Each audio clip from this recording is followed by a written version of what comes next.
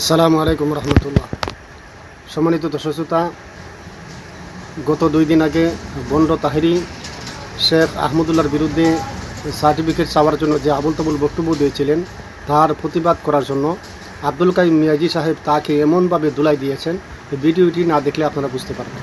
তো আসুন আমি ভিডিওটি প্লে করছি, আপনারা ভিডিওটি শুরু থেকে নিয়ে শেষ পর্যন্ত দেখবেন আর আপনার মতামত কমেন্ট করে জানাবেন। এই বলক সার্টিফিকেট দিয়া কি পানি দিয়ে খাইবো, জনগণে পানি দিয়ে খাইবো বলক? তাহলে আমি যদি চ্যালেঞ্জ করি যে আমার সামনে আইসা যদি 8 টাকার রাতের সুর আছে, 8 টাকার পুরা ভিডিওটি দেখবেন। সামনে আইসা বলো বন্ড তাহেরিকে কিভাবে আব্দুল কাইম মিয়াজি ধুলাই করতেছেন, পুরা ভিডিওটি না দেখলে বুঝতে পারবেন। 4টা সুর আমার কাছে বলবি, দেখি যে কার কতটুকু খেলাম আছে, তাকে আমার পক্ষ থেকে কমপক্ষে 50,000 টাকা আমি পুরস্কার দিব যে 4টা সুর আমার সাথে। 4টা সুরের পদ্ধতি কি, সুরের লাহান কি, কিভাবে মাকা মাকা রাস্ত কিভাবে করতে হয়, মাকা মাকা সবা বায়াতি সুর কাকে বলে, এগুলো আমার সামনে এসে ব্যাখ্যা করবে কিভাবে, এবং আমাকে গলার সুর দিয়ে টেনে টেনে বলতে হবে।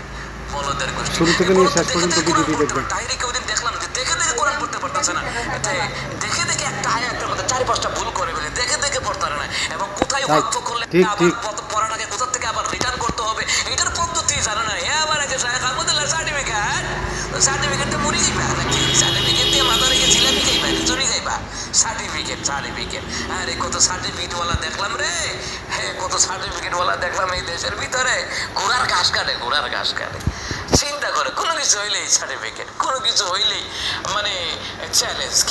আচ্ছা চ্যালেঞ্জ দিয়ে কি হবে?